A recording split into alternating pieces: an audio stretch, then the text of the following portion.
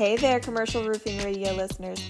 The team at peakleads.io wanted to say a big thank you for tuning in every week. As a way to say thanks, we're giving away 3 Big Roofs prize packages. We'll be selecting 3 winners on November 1st to receive a Big Roofs t-shirt, koozie, stickers, and more. All you need to do to enter is go to peakleads.io/giveaway. That's peakleads.io/giveaway. Giveaway is one word. I'll link it in the description of this episode in case you missed it. Huge thank you again for listening. You guys are seriously the best. All right, that's it for me. Enjoy the episode. Hello, everybody. We are back with another episode of Commercial Roofing Radio. We got a local friend in the house. We got Rae Boyce. What's going on, Rae? Hey. How we living?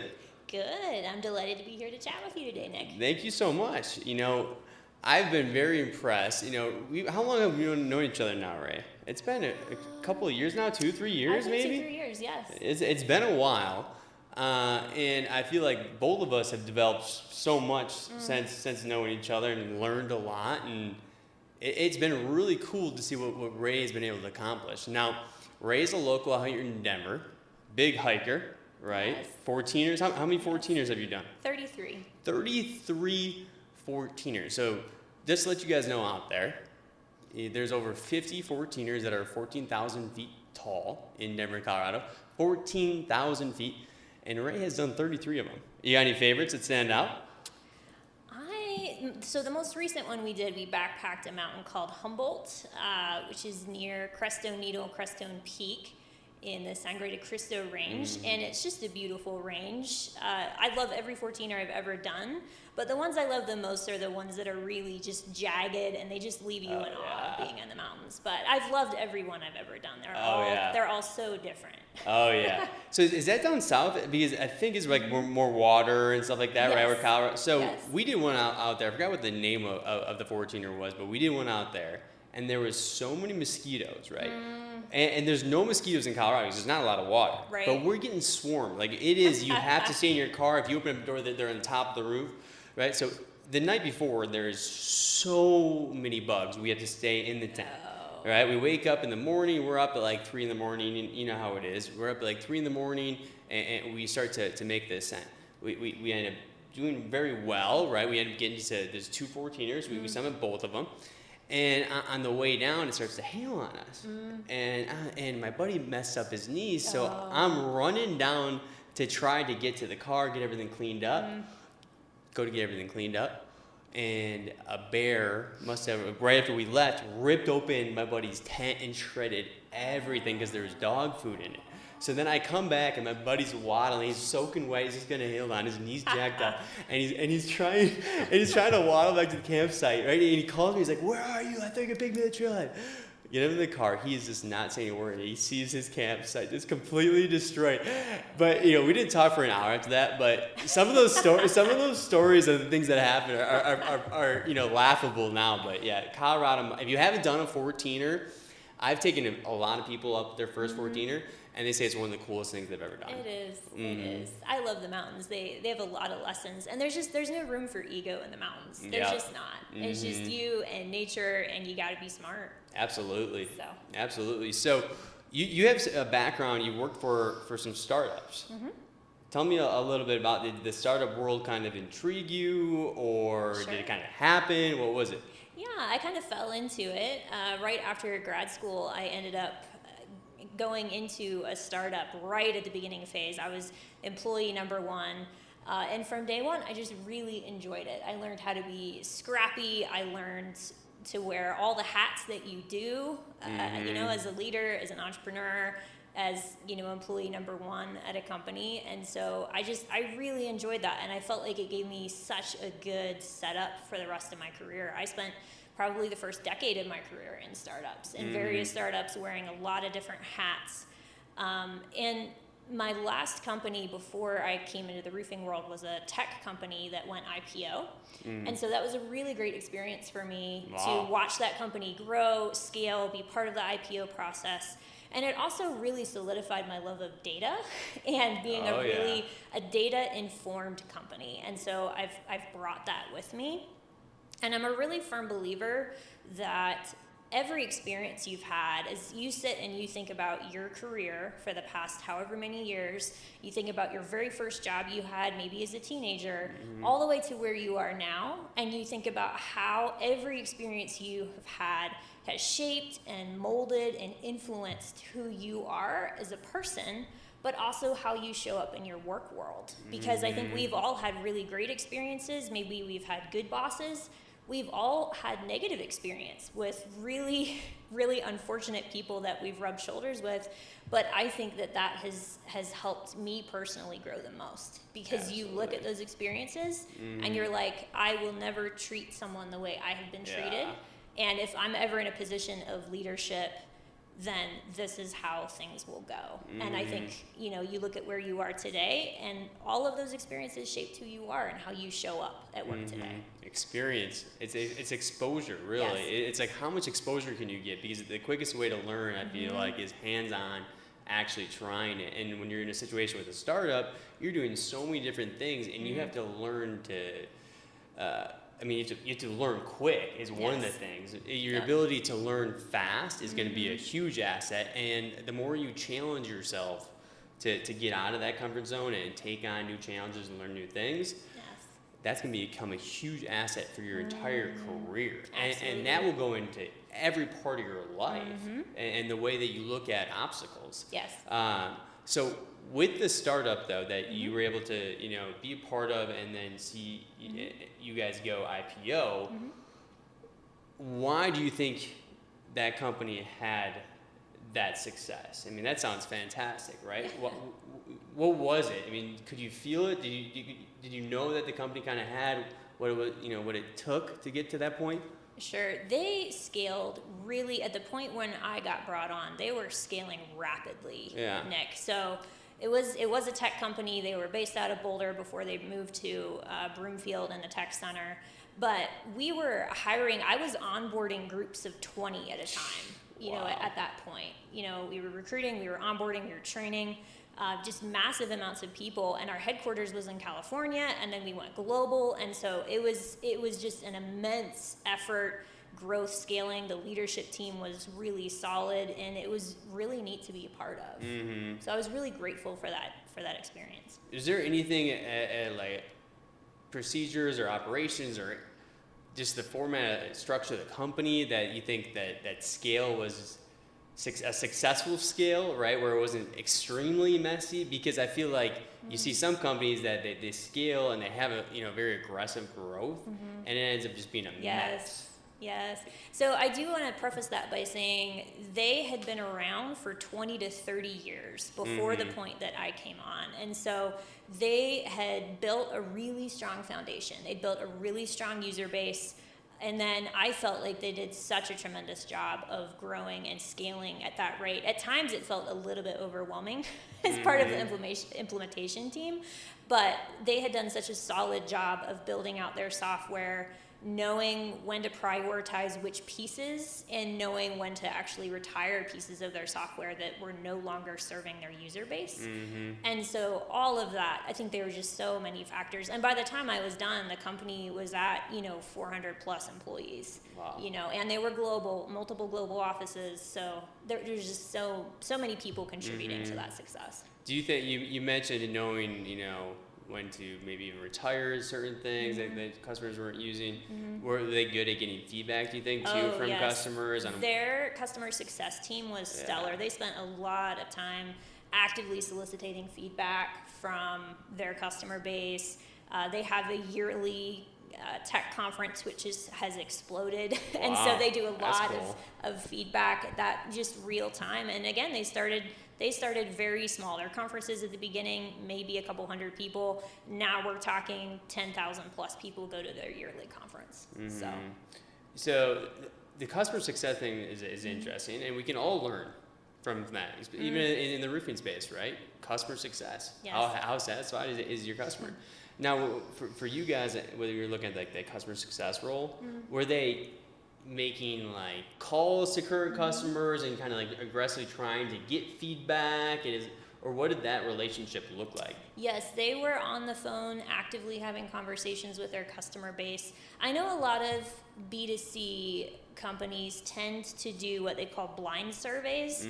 I'm not really a huge fan of those because I think it's good to be able to actually have a conversation. And if someone has negative feedback and you have a blind survey, you just have no idea how to maybe improve that relationship or really what you could do to increase their satisfaction. So I'm not a huge fan of blind surveys, but I think anything you can do is a touch point to your customer, whether that's social media, whether that's a phone call, whether that's an email, whether it's an open survey. All of those are really great touch points. Awesome, yeah. And we're going to go into the data side of things now because I know you mentioned that, and I also love data, okay? But so we didn't really dive too much into it, obviously, in the captions and everything like that. We'll have it, but Rae is head of operations for Integrity Pro Roofing out here in Denver, and they are doing some unbelievable stuff. They've had great growth, great culture, I think very creative, adaptable, right? You know, obviously interesting market in Denver, and I feel like you guys always done a good job of thinking of new ideas. Now, on the data side, what made you fall in love with data in business? I think it's such a really, really great course correct when you're leading a company.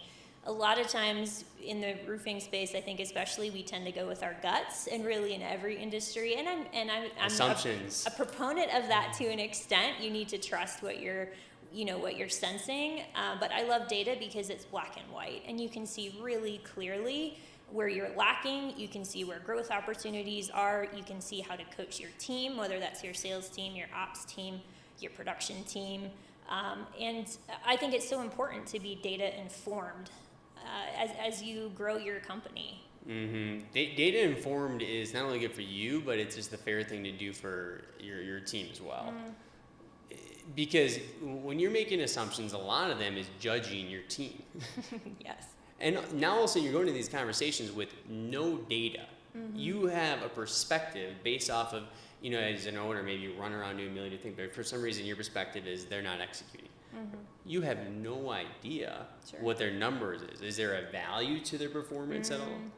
So the better you can be at having that data, the better. And the thing is you, I don't know, the better you get to with it, also you start to understand what numbers really do matter most, and then how to kind of reverse engineer it. Be like, hey, if I'm looking at sales, all right, well, it's not where I want it to be, but what are the other activities that we're doing? Are they kind of in line where they need to be? We know it needs to be door knocked, or needs to be phone calls. Right. And so the data side thing can really, really change the company. How are you guys using it then internally? How do you guys kind of view data for Integrity? Sure. So a couple things. Every department has KPIs, key performance indicators, like a lot of companies. So whether that's our sales team, our operations team, our production team, they all have, you know, internal numbers that we review every 3 months. We have something called quarterly think sessions. So we sit down with our team members individually, we review the metrics, we see how things are going individually with their key KPIs. And then, of course, just broadly across company metrics, obviously we're taking a look at accounts receivable, we're taking a look at our production cycle days, we're taking a look at really specific sales metrics, and, you know, how long between the time, I mean, really as granular as what's the time between you had an appointment and how long did it take you before you sent out your estimate. We track all of those things because why is that so important? That speed right there. So you said from when you had the appointment to the time you actually sent your proposal. We actually track that number because speed is often the name of the game here in roofing. And so the quicker you can turn those numbers around, we've found the better, the faster you're going to be able to build that relationship. That touch point can happen a lot faster because our sales guys always follow up and say, hey, we've sent your proposal. Just want to make sure you got it. In the commercial space, it can sometimes take longer because you're dealing with obviously a lot more, you know, square footage. And so it takes a lot, it can take more time. to get your material pricing together and to make sure your numbers are accurate before you send that. But our target is 48 hours from the time you have that appointment to the time you turn that around and you kick out your proposal. Yeah. See, that's good. And that's a unique one that I like a lot. You hear a variety of different KPIs to be looking at, but to be like, all right, how long does it take for us to get this proposal out? You got to think as the customer, right? As the customer, what is one of the biggest issues that they have with roofing contractors? Communication. Yes. Yeah, speed, Yes. doing what you said you were going to do. So if you're able to be one of the people where you're like, hey, we take pride, like this is our KPI, and how quickly we can get you the information and solution that you need in a proposal. Yes, yeah. So something else internally, as part of our innovation, is a really big part of our culture. And one of the things that we're doing this year, we're at the tail end of a 6-month pilot on the 4-day work week. And so as part of that 4-day work week, the 3 metrics we're really keeping an eye on to see, is this sustainable for our company? So we keep an eye on accounts receivable.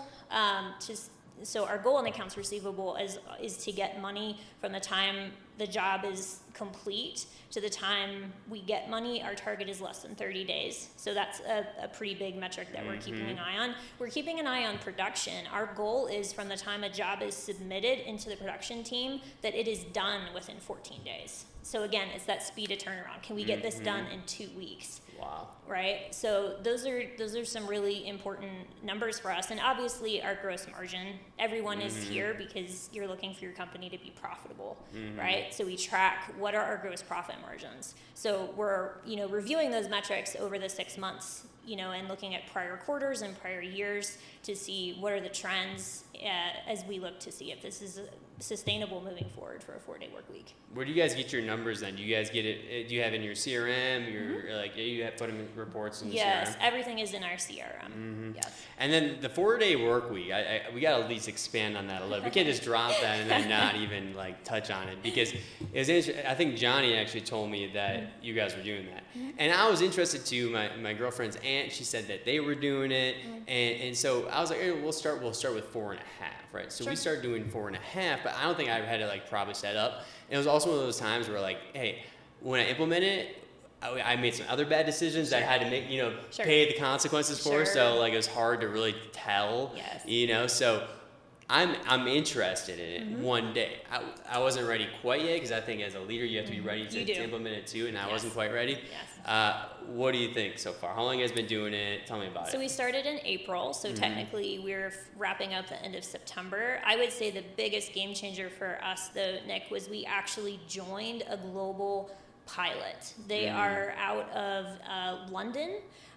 But they were the ones who actually originated the very first 4-day work week, which I believe was in New Zealand. And they saw just immense success. And that company founder went on to actually found a nonprofit to help other companies roll out the 4-day work week. And that was so incrementally important for us, because we joined about 30 or 40 other companies across the world who were rolling out the 4-day work week. And so we joined a Slack channel. We got on phone calls to talk about productivity. We got on, FAQ calls. There were so many things leading up to the implementation that were so incredibly valuable, and I don't think we'd be where we are had we not done that. In a structured environment where there was some help and there was some hand-holding. As far as I know, we're the first roofing company in the world to try it. Normally they try to have a mentorship where someone else in your industry kind of helps you, and they came to us and said, hey, we're sorry, we don't have any other That's crazy. we don't have any other folks that we Wow. know of, and that's fine, because now we're in a position where if there's other folks in the construction industry, then I hope we'll be able to help them out at That's some point. super cool. So why do it? What are the pros, personally, business wise? Why if you're a roofing company, why should you switch to a 4-day work week? Yeah, so people are really our number one priority in our company, and we show that in multiple ways, but the 4-day work week was one of our biggest pushes, because I think especially in our industry, Nick, it's kind of a badge of honor. Folks talk about working 70 hours, 80 hours, hustle culture. Same thing in the tech side though too. Tech side too. It can't be tech. Right. And it's not sustainable, and frankly, it's not good. It's not good for you. It's not good for your relationships. So we really wanted to laser focus our people's time on what is really important. And so we kind of took a step back and we said, what meetings are you in? What meetings should you not be in? What meetings do we need to cancel altogether? How do we make our meetings shorter? Now there's only 2 days out of the week where anybody on our team will accept a meeting. There's 2 days. All of the other remaining 2 days are laser focused on being out in the field. For my ops team, it's focused on operations without having to worry about, I got to get ready for this call and what's the agenda, what do I need to bring to the table, all of those things, right? And so it's completely revolutionized the way we think about how we work, why we work, when we work, and it has been so good for us to look at our calendars and say, how do we prioritize certain items? How do we deprioritize certain items? And even something as small as, when do I work best? Right? Because some of my team are not morning people. I'm not a morning person myself, right? And so it's sitting them down and saying, okay, when are your most productive times, and how can we protect that for you? So you can really focus on what you need to focus, talk about time blocking, so there's so many things that go into it. I have about a million questions after that too. So basically, you're looking at. So are you looking at basically how productive you are before, right? It's almost like you're doing a new diet. You take all your health stuff. You take your weights, your blood pressure, all that, right? And then you have a certain extent on the 4 days, and then you evaluate output. Right, you do. And that's really what it is. We value output so much more than we value, the amount of time you spend on your input. And we really believe that people's output can be so incredibly efficient that they can work 80% of the hours they used to work and still complete 100% of their productivity. And we've seen that to be true. We've seen people come back and just say, I'm so much more refreshed. Like, I'm ready to hit it so hard on my 4 days because I'm coming off of a 3-day weekend every single week. It's helped mental less burnout. health. Less burnout. So burnout. Now you're coming at 8. You're coming full-fledged, ready to go. Absolutely. Right. Yeah. And I've heard that comment across the board. I mean, it means less sick days, right? Because your folks have time to recharge and spend time with their family, spend time with their kids. That's been a really big comment. Like, I love that I get to spend more time with my kids. I love I have a day where I can do my own admin stuff. I can take care of the house. I can take, and I still have 2 days. So I think it's been really revolutionary for our team in a lot of ways. So then, are you working 4 days then? Are you? Yes. You are. Yes. And then, so on that 5th day, then what are you doing then? Are you hanging out? Are you going to the mountains? What does that look like? Yeah, mostly I'm relaxing. For me these days, it's pickleball. I just started playing pickleball this summer. So I just played with my sister and her boyfriend when we were back home. I guess it's the fastest growing sport in America. It is. What is it? Like, because I only got to play like 1 game. You think it's just a lot of fun, or? Oh, it's so much fun. Yeah. When I was a teenager, I played tennis, and going from tennis to pickleball it's so fun because it's a smaller court. It's a different. It's so much fun. I don't know if I've ever had this much fun playing a sport before. Yeah, that's cool. Yeah. See, I prefer to go get really frustrated playing golf after work by playing absolutely terrible. That's how I relax. Well, there you go. you could do that on your day off, Nick. So, exactly. Yeah. Well, we'll have to think about that. So do you think because of the refresher that if you took two people who are high achievers producing, they have, the meeting agendas, they have kind of the rules in place, that person who in 4 could get as much done as the person in 5? Or do you think maybe you don't necessarily need that much output? How do you view that? Yeah, so reframe your question for me. Yeah, so if you had two people who are very efficient, right, and are following the model, do you think that almost it's a benefit, that person in the 4 days, because they're going to feel more refreshed, so their output's going to be better, even if the other person's more efficient because they're kind of wearing down? Yes, that's 100% true. And this is the other thing about the 4-day work week. We are not asking folks to work 4 10s, right? This is 4 8s. 4 8s, yeah. Right? So I absolutely think that's true, because I think what we see a lot, of course, this is in office culture. My team is 100% remote, and we have been way before the pandemic. But in office culture especially, I feel like you lose so much time just with various things. Someone comes and swings by your desk, and that's not a bad thing, but it could be like an hour. It starts to add up, it adds up. And You add your commute time and the exhaustion that takes, from just driving to and from work sometimes, depending on how long that is. And all these things, I think, really, really add up. And so if you can give someone a dedicated 8 hours of time where they have a lot of agency over what's happening in their day and how they work best, that takes a lot of trust in your team to be able to give them the ownership to say, you tell me, when are you most productive, and let's figure out how we can make you the most successful in your role. Mm-hmm. And you have to have a lot of trust. And I hate micromanaging. I think it's the worst leadership style ever. And so when I hire someone, it is with the trust that you have my trust until you break it, and then maybe we'll need to have some coaching conversations, but I will never micromanage my team, right? We brought you in because you are smart, you are efficient, we think you're a fantastic fit and a great human being. Mm-hmm. And so we're going to ask you to do this, and we're just going to, monitor your output and let you do your thing. Mm-hmm. Amen. I think that the training and the onboarding stuff is very important, but the most important in my mind is the hiring. It's getting the right person. Absolutely. And I learned too is, if you get somebody who might not even have the experience that you're looking for, but like the right mold for the potential to fit that, and they're very excited, very good attitude, want to learn.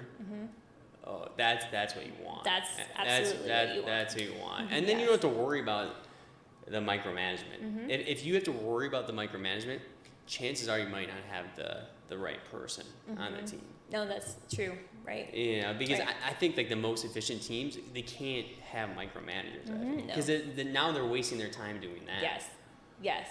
So. Yeah, I see all these articles and TikToks on people and how they're trying to fool their bosses because their bosses are monitoring their Slack channels, or they're looking to see if they're active on Teams. And I just roll my eyes and I'm like, there's so much lack of efficiency there. Yeah, right. Oh, yeah. And then too, that's like, then that means they're probably not very excited about work. Like, the top performers, in my mind, they're excited, they're bought in, right. And then also too, they don't want to let anybody else down. Especially if you're in a smaller team, there's a lot of weight on your shoulders, so you don't want to let people down. So, well, I'm impressed with that. I think that's pretty cool. Do you have any tips for anybody out there who might be interested in starting a 4-day work week? Yeah, one thing I did want to mention, since there's other roofers watching, so we did split our time. So everyone works a 4-day, but my team works either Monday to Thursday or Tuesday to Friday. So we have our typical 5-day coverage. And we're open, 8 to 5, Monday to Friday. My team does not work on weekends. So that's one way you can think about that. I also cross-trained my team. So if there's a day where, somebody's out, our customer service can still continue. We have an inbox that's shared, that there are rules on how we share the inbox and how the inbox gets worked. But there's never a drop in coverage. There's never a question on what's happening with this person on this day. Everyone is really, really informed. And that comes down to really, really tight training and communication. And do you have your processes in place? And so that was something, it was really good for our team to go through too. Yeah. So all that stuff can be, even if you don't want to do that, it almost seems like it gets ready for a 4-day work week, but it's like no matter how many days you're working, a lot of this stuff would be beneficial for sure. I mean, the cross training just alone, especially if you have a small team, people struggle with taking time off or how to kind of work that and how to fill that void. It's got to be a struggle for a lot of people. So when you're able to do that cross training, where you can just kind of plug in that person and not have any hiccups. Yeah. That's gonna be nice. So quick tip for someone if you have a CRM, which you should have a CRM, doesn't matter what it is. Please doesn't matter. Yeah, please implement one. What is the best CRM? The one you use. I don't know if you ever heard that joke, but I haven't. I like it. Yeah. I would agree with it. So whether it's AccuLink, StrapNibit, whatever you're using, typically you can set up your CRM to trigger an activity or a task. And so what I do with my team is actually when that trigger goes out, the instructions for how to complete that task are automatically included with it. So for example, if my admin needs to send out a final invoice, there's really clear line-by-line instructions on this is the process. And so again, shared inbox, at some point, if something happens to my admin and someone else is stepping in, they may not be 100% trained on how to do it, but if they can read and they can follow instructions, they can complete the task exactly as it needs to be completed. So that's a really quick kind of tip trick. If you have a CRM, just put your SOP right in the task reminder, and then whoever gets it can follow it. Bam, look at that. Dropping bombs, Rae. I love it. All that stuff is super good. And like Rae said, she said a lot of great stuff, but the foundation is just get a CRM. I'm sure people have been screaming at you, people have been telling you get a CRM. And then if you're not tech savvy, invest in someone to implement it for you. The big thing with the CRM implementation is you need to customize it to you, and you need to make sure your team gets trained on how to utilize it. And you have to make sure that the CRM feels like it's a tool and a resource rather than something that people just have to take the time to fill out, right? How is there, ask your implementer or whatever it might be, is there tools or different things we can do that's going to remove or make, remove certain things that they have to do or make their job easier? Yes. That's how you're going to win with it. It's true. Yeah, you have to make user adoption something that's a no-brainer. How do you solve your team's pain points, right? And that's how we've built our tech stack over the years is, all right, how does this solve a pain point either for our team or for our customer? And we're not going to implement, a new technology unless it checks off those boxes. And that's a great word too. And we use that internally, but for those out there that might not know, tech stack is, how can you pretty much take different technologies, integrate them together to make one powerful tool. And having somebody on your team or looking for some kind of consultant that's good in those areas could go a long way, because you could be a complete mess in certain areas without even really knowing it because it works for you, but you could be saving time, money, if you connect everything together. And if it all goes in one spot like that CRM, now everybody's going to that one spot. We implemented 2 CRMs, right? And it doesn't matter. So for us, we did Freshworks for the first one. It was a great tool, but the way I set it up really wasn't benefiting the team. It was more of, hey, they had to go in and manually do stuff. And then we switched over to Zoho, and we just integrated a lot more tools. And it's been a huge resource for them. They're in it all day, every day. And now you're like, wow, I don't know, like, what I do without that now, right? You run the company differently. Yes. So get the CRM. Yeah. And the other thing I would add to that, as you think about adding to your tech stack or adding technologies that are helpful, try to look at technologies that will sync and integrate into what you already have existing. Because the other thing you don't want is, 5 different applications, none of them talk to each other. You're going to have a really hard time with user adoption on your team. If you don't get technologies that integrate. And in today's day and age, in tech speak, there's a lot of APIs that will be able to integrate depending on what CRM you're in. So thankfully, we live in a day and age where pretty much everything can integrate. But that would be my other piece of advice. And we could go on and on for this one. With if you're switching different tools or whatever it might be, hopefully the CRM stays the same for a while, and then the other tools can kind of come and go a little bit, but you have like that main foundation.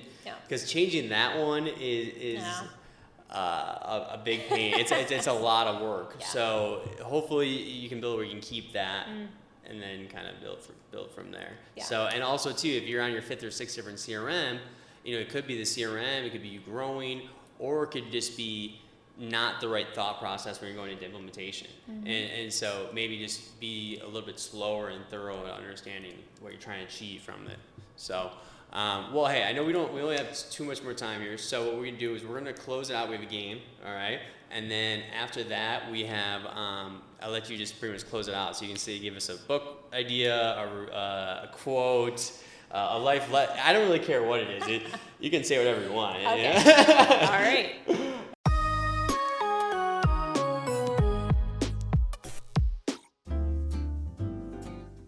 Oh, hey there. You come here often? I feel like I see you every Wednesday. And, you definitely caught my eye. I'll tell you one thing. You know how to stand out from a crowd. You already got a lot of great things going for you. I mean, I see your company. I see what you got going on. I want to be part of it. How about I give you my number and you send me a text? 720-796-4935. Hey, yeah, it's Nick, right? Peakleads.io. I think we can help you generate some commercial roofing leads. Looking forward to chatting. Talk soon.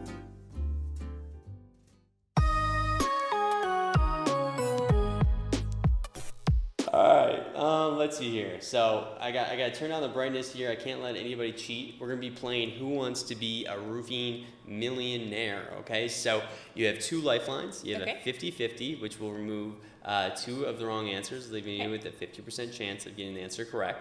And the other one is phone a friend. All right. So you can call a friend. I don't care what they do. They can look it up online, whatever it is, but they got to answer. If they don't answer, you lose the lifeline. Okay.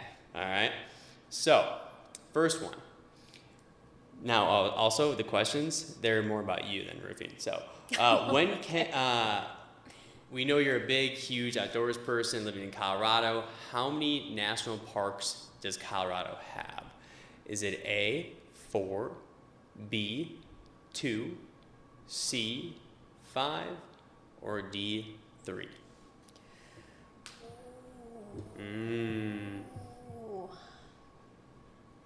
I'm going to actually have to start off with a 50-50. Give me the 50-50, Nick. All right, well, now that has eliminated C and D, leaving you with either 4 or 2 as the potential answers.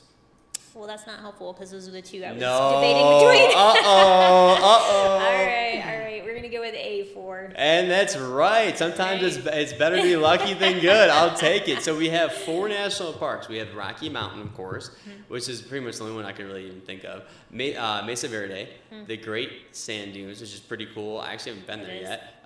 And then Black Canyon of the Gunnison. Yep. So those are the 4. So I definitely got to check out the Great Sand Dunes, though. Those look pretty cool. Have you been there? I haven't. It's on my list, too. Yeah, I got to check that one out. I'm going to do like the snowboard down there. Yes, The looks board. fun. That looks fun. All right. So you've been in the home improvement industry for years now. Now more than ever, the Denver real estate market is going crazy. What is the average price of a home in Denver?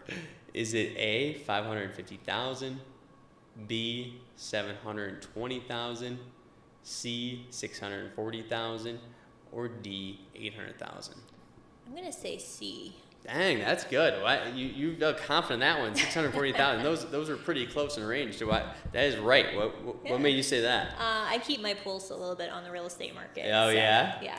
Okay, you like real estate or what? I do. I enjoy it. Yeah, I enjoy it. I have friends who are investors, and I just think it's fascinating. I'm not an investor, but I think it's interesting. What do you think of $640,000 worth of interesting? That is wild. It is going up. It's wild around here.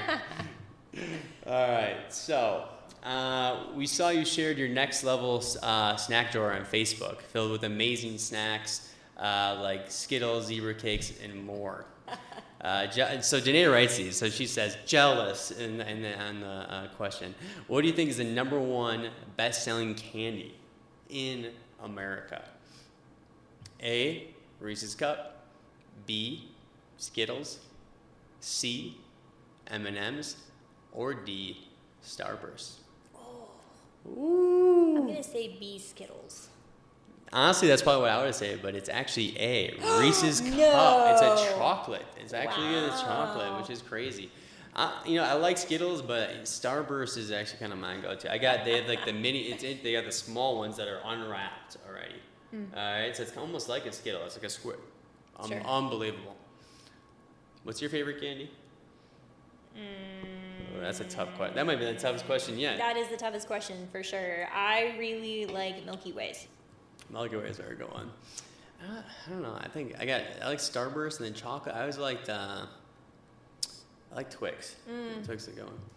All right, we got another Colorado trivia question. All right, Colorado is home to the highest paved road in the U.S. What road is it? A, Pikes Peak Highway. B, Trail Ridge Road. C, Cottonwood Pass, or D, Mount Evans Scenic Byway? The answer is D. Boom, another one. Feeling good about the Colorado trivia. Rocking those. Yeah, Mount Evans, the highest paved road in the U.S. Let's see, the road climbs up to 14,258 feet above sea level. Pretty crazy. All right, so let's see what we got here. You and Andrew were featured in one of our Roofers of the Month videos last year. Do you remember what you said your favorite aspect of roofing is? Let's see here. A, the impact on the community. B, the people you meet, customers and team members. C, the feeling of seeing the before and after transformation. Or D, the excitement of loving your job. I think it was B. That's right. That's pretty good. Well, I would say it's the same answer. Yeah, it's all about the people. Exactly. So. All about the people. All about the people. I love that. And you know, now we'll be giving you a prize. Hold on. Give me 1 second. Give me a second as well. Can you solve them for me, Rae? What do you got? Do.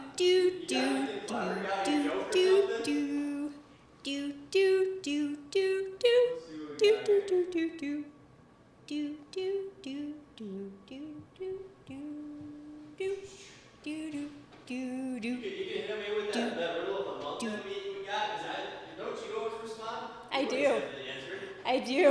I got it wrong this time, though. You got it wrong? I got bonus points for creativity. We'll figure out the size that I was grabbing right one, but here. Can you give me with I like big roofs and I cannot lie? Yes. I like big roofs that I cannot lie. Let's go. Yes. All right. Excellent. Well, you can close this out, Rae. Okay. So with whatever you want to say to the viewers, close this out. It's time to go home. All right. So I will leave you with something I just learned the other day. There's been some recent research. The leading key predictor of success in leadership is self-awareness. So shout out to everybody who is in leadership, running your companies, trying to build and grow. This is my encouragement to really work on your internal growth and your self-awareness. That's really how you'll succeed and how you'll help your team and your company succeed and grow. Good to know. I'll have to work on that. And I have been working on self-awareness. And what's funny about self-awareness is sometimes you think you're good at self-awareness, but you're really not. Your perspective is actually wrong. You're looking at your perspective still. So self-awareness is a great one to work on. Empathy, too, is another one that I'm working on as well. Empathy, having empathy and understanding whether it's the customer or someone internal, whatever it is, right? Always understanding how they're feeling. So I love it. Thank you so much, Rae. It's been a pleasure. Yeah, thanks for having me.